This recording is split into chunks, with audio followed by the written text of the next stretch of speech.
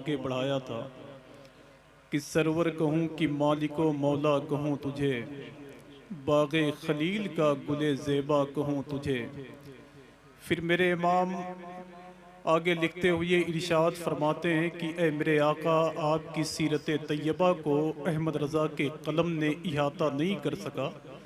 तो वो इरशाद फरमाते हैं कि लेकिन रज़ा ने ख़त्म सुखन इस पे कर दिया, खालिक का बंदा खल्क का आका कहूँ तुझे। ये ज़मीन जब पाकिस्तान पहुँचती है तो पीर मेहरली शाह के पोते होते हैं, जिनको दुनिया नसीरुद्दीन शाह नसीर के नाम से मौसूम करती है। वो कहते हैं कि अगर बरेली के इमाम ने कहा कि सरवर कहूँ कि मालिको मौला कहूँ तुझे, तो वो इरशाद फरमाते हैं कि अहमद कहूँ कि हामिद यकता कहूँ तुझे। अहमद कहूँ कि हामिद यकता कहूँ तुझे, बंदा कहूँ कि बंदे मौला कहूँ तुझे। फिर वो आगे बढ़ते हुए इरशाद फरमाते हैं कि लफ्ज़ों ने साथ छोड़ दिया खो चुके हवास, मेरे करीम तू ही बता क्या कहूँ तुझे। मेरे करीम तू ही बता क्या कहूँ तुझे। वादी जीलान को छोड़ करके सरकार गौसुल आज़म जब तालीम हासिल करने के लिए बगदाद शरीफ की तरफ तशरीफ़ ला रहे थे, तो सरकार गौसुल आज़म की माँ सरकार फ़ातिमा अमतुल जब्बार इरशाद फरमाती हैं कि मेरे बेटे शेख अब्दुल कादिर, अगर तुम्हें बगदाद में कोई परेशानी आए तो इस दुआ को पढ़ लेना। सरकार गौसुल आज़म इरशाद फरमाते हैं कि मैंने तकरीबन 91 साल तक अपनी ज़िंदगी को बगदाद शरीफ और जीलान और उसके बाद में मदाइन शरीफ के जंगलों में मैंने अपनी ज़िंदगी गुजार दी, लेकिन परेशानी बज़ाहिर मेरे सामने नहीं आई। सरकार गौसुल आज़म की वालदा ने जो दुआ बताया था, यहाँ जितने लोग बैठे हुए हैं अगर उनके घर में परेशानी हो तो वो भी मिल के पढ़ लें। सरकार गौसुल आज़म इरशाद फरमाते हैं कि मेरी माँ की ज़बान से निकलने वाले अल्फाज थे, शेख अब्दुल कादिर कहो अल्लाह काफ़ी। सरकार गौसुल आज़म इरशाद फरमाते हैं कि ए मेरे मौला, तेरी ज़ात शेख अब्दुल कादिर के लिए काफ़ी है। फिर आगे इरशाद फरमाती हैं, कहो बेटा अल्लाह काफ़ी, कसत्तुल काफ़ी वजत्तुल काफ़ी, लिकुल्लिन काफ़ी कफ़ानिल काफ़ी वलिल्लाहिल हम्द। इस दुआ को सरकार गौसुल आज़म इरशाद फरमाते हैं कि मैंने 91 साल तक बगदाद शरीफ में इस दुआ को पढ़ता रहा। मेरे सामने बड़ी बड़ी मुसीबतें आई, लेकिन शेख अब्दुल कादिर का कुछ न कर सकी। अल्लाह का शुक्र है कि मैंने आज से तकरीबन 4 साल पहले जब बगदाद शरीफ मैंने हाज़िरी दी थी सरकार गौसुल आज़म की बारगाह में, तो ये दुआ आज भी सरकार गौसुल आज़म की बारगाह में मैंने लिखा हुआ देखा है। अय मेरे मौला, तेरी ज़ात मेरे लिए काफ़ी है। अय मेरे करीम रब, तो मेरी ज़ात के लिए काफ़ी है। सरकार गौसुल आज़म इरशाद फरमाते हैं कि मैंने जीलान को छोड़ करके, पहली बात तो यूँ समझ लें आप कि ये जीलान कहाँ है। ये जीलान ईरान के अंदर पड़ता है। ईरान की राजधानी है तेहरान शरीफ। वहाँ से तकरीबन 450 किलोमीटर के फासले पर एक जगह है जिसका नाम है जीलान। इसी जीलान के अंदर एक छोटी सी आबादी थी जिसका नाम था नेफ। उसी नेफ गांव में सरकार गौसुल आज़म की पैदाइश हुई थी। मेरी बात समझ रहे हैं? सरकार गौसुल आज़म की पैदाइश उसी गांव में हुई थी। मैं चाहता हूं कि जितने लोग चाहें वो मेरी आवाज़ में गिरफ्तार होकर यहाँ बैठ जाएं।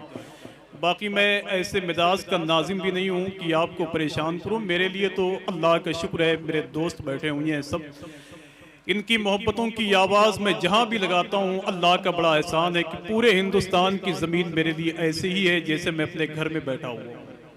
बड़ा अल्लाह का करम है कि उसने बड़ी इज्जतें दी हैं, उसका शुक्र है, उसका करम है।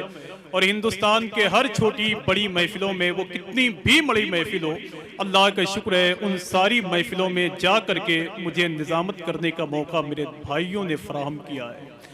सरकार गौसुल आज़म इरशाद फरमाते हैं कि जब मैंने जीलान की ज़मीन को छोड़ दिया, जितने लोग पीछे बैठे हुए हैं अगर वो निज़ामत सुनने का शौक़ रखते हैं, सरकार गौसुल आज़म की बात को सुनने के लिए आए हैं, या सैयदी सरकार अब्दुल रहीम शाह की चौखट से उनके घर खैरात पहुंचती है, तो मैं उन सारे लोगों से गुजारिश करता हूं कि जितने लोग पीछे बैठे हुए हैं, ये आपका जलसा है, इसे चाहें आप तो 2 मिनट के अंदर इसे थोड़ी देर के लिए हल्का कर सकते हैं, लेकिन आप जैसे लोग अगर चाहें तो इस जलसे को बहुत दूर तक पहुंचाया भी जा सकता है। गलत तो नहीं कह रहा हूं? मैं पता नहीं कितने दिन से मैं जाग रहा हूँ, उसका असर मेरे दिलो दिमाग पे है, लेकिन इसके बावजूद भी जहाँ आप जैसे नेक लोग मिल जाते हैं तो वहाँ मेरा दिल हल्का हो जाता है आपको देखने के बाद में। अगर मैंने अपनी ज़िंदगी आप जैसे नेक लोगों के लिए हवाले किया है तो थोड़ा सा वक्त आप मेरे हवाले कर दें। सरकार गौसुल आज़म की एक बात सुने और यहीं से मैं अपनी निज़ामत को आगे बढ़ा दूंगा। सरकार गौसुल आज़म इरशाद फरमाते हैं कि जब मैं जीलान से बगदाद के अंदर आया, रब ने इरशाद फरमाया कि शेख अब्दुल कादिर तुम्हें इसी शहर को आबाद करना होगा। सुने आप, तुझे इसी शहर को आबाद करना होगा। सरकार गौसुल आज़म अर्ज करते हैं कि ऐ मेरे मौला, मैं जीलान के अंदर पैदा हुआ हूँ, मेरी जबान फारसी है, मैं इराक में रहने वाले लोगों को कहाँ तक मैं बता पाऊंगा। ऐ मेरे मौला, ये अरबी हैं, मैं अजमी हूँ, मेरी बात को ये समझ नहीं सकते। मेरे मौला, मैं बगदाद को आबाद नहीं कर सकता। रब की तरफ से आवाज आई कि शेख अब्दुल कादिर तुम्हें इसी शहर को आबाद करना होगा। मेरी एक एक बात सुने आप, वरना बहुत पीछे चले जाएंगे आप। सरकार गौसुल आज़म से रब ने इरशाद फरमाया कि शेख अब्दुल कादिर तुम्हें इसी शहर को आबाद करना होगा। सरकार गौसुल आज़म इरशाद फरमाते हैं कि मेरे मौला, इस शहर को आबाद तो करूंगा मैं, लेकिन मेरी 70 शर्तें हैं। अगर तू उसे कबूल फरमा ले तो बगदाद शरीफ की जमीन को आबाद करने के लिए बगदाद के अंदर रहूंगा। रब ने इरशाद फरमाया कि शेख अब्दुल कादिर तू अपनी 70 शर्तों को बता। तो सरकार गौसुल आज़म ने अपनी 70 शर्तें रब की बारगाह में रखी तो रब की तरफ से आवाज आई कि शेख अब्दुल कादिर मैंने तेरी 70 शर्तों को मान लिया, मैंने तेरी 70 शर्तों को मान लिया। अब सरकार गौसुल आज़म जामिउल जीलानी की मस्जिद से बैठ करके ऐलान करते हैं कि बगदाद वालों कहो तो एक शर्त तुम्हें बता दूं।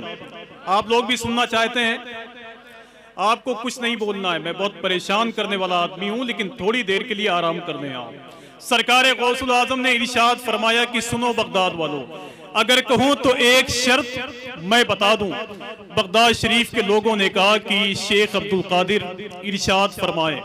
तो सरकार गौसुल आज़म इरशाद फरमाते हैं उसमें एक शर्त ये भी थी कि ऐ मेरे मौला, जो शेख अब्दुल कादिर से मोहब्बत करे वो बख्श दिया जाए, जो शेख अब्दुल कादिर से मोहब्बत करे वो बख्श दिया जाए। रब की तरफ से आवाज आई कि शेख अब्दुल कादिर जो तेरे मदरसे के करीब से गुजर जाएगा मैं उसे भी बख्श दूंगा, मैं उसे भी बख्श दूंगा। हजारों लोग इस महफिल में बैठे हुए हों, कोई मतलब नहीं, सिर्फ एक आदमी बोल दे, एक आदमी यहाँ सुन ले, बस एक आदमी सुन ले। अल्लाह का बड़ा शुक्र है कि आपके पूरे गांव इलाके को संभाल के रखा है अब्दुल रहीम शाह ने। अगर आपके घरों में इनकी खैरात ना पहुंची हो तो मुझे बताएं आप। अगर इनका फैजान आपके घर के दरवाजे पर दस्तक ना दे रहा हो तो बताएं आप। अगर ये बिगड़ी बनाने के लिए यहाँ ना आए हों तो यार मेरे भाई, ये ईरान के गजनी शहर को छोड़ने के बाद में यहाँ क्यों आते जंगलों की खाक छानने के लिए? ये हमारे और आपके लिए आए। आप कभी कभी सोचते हैं कि यार अब्दुल रहीम शाह का उर्स करते हैं, लाखों रुपए खर्च करते हैं, बड़ा एहसान करते हैं। अजहरुद्दीन भाई, हाँ ठीक है, अजहरुद्दीन भाई यहाँ बैठे हुए हैं, निजामत के हवाले से आपके पूरे इलाके को संभाल के रखा है। मैं इनके दरमियान एक बहुत छोटा आदमी हूँ, मैं इनके दरमियान एक बहुत छोटा आदमी हूँ। एक बात मैं आपसे करना चाहता हूँ, और जितने लोग कुर्सी पर मेरी निगाहों के सामने बैठे हुए हैं, 2-4 लोग, अगर आपको भी शर्म महसूस ना हो तो मेरे भाई थोड़ी देर के लिए आप भी आ जाएं। ये बड़ा हिंदुस्तान के जलसों का बड़ा अलग मिजाज है भाई। जब तक मैं ना आऊं तो फोन पे मुझे लोग बुलाते हैं, हजरत कब आएंगे, कितने बजे आएंगे, कितने वक्त आएंगे, कैसे आएंगे, कहाँ आएंगे। और जब मिंबर शरीफ पे आकर बैठ जाता हूं तो रात के तकरीबन 2 बजे तक मुझे आपको बुलाना पड़ता है, भैया आप इधर आके बैठ जाइए, भाई साहब आप यहाँ बैठ जाइए, भैया आप उधर बैठ जाइए। मैं ऐसे मिजाज का आदमी नहीं हूँ, सुनोगे तो ठीक है, नहीं सुनोगे तो कोई बात नहीं। मेरी निजामत तो अल्लाह का शुक्र है कि हिंदुस्तान भर के लोग सुनते हैं। बस मैं आपके इलाके का हूं, इसलिए मैंने ये बातें कर दी हैं कि अगर आपका दिलो दिमाग कहे तो आप यहाँ आकर बैठ जाएं। बाकी जितने लोग बैठे हुए हैं, अल्लाह का बड़ा एहसान है कि ये सारे अच्छे और सच्चे और नेक लोग बैठे हुए हैं जो मेरी आवाज़ को सुन करके इंशाअल्लाह अब्दुल रहीम शाह की चौखट को गवाह बना करके बोलेंगे इंशाअल्लाह। सरकार गौसुल आज़म की बात मैंने की, इनका उर्स करते हैं आप, लाखों रुपए इनके नाम पे खर्च करते हैं।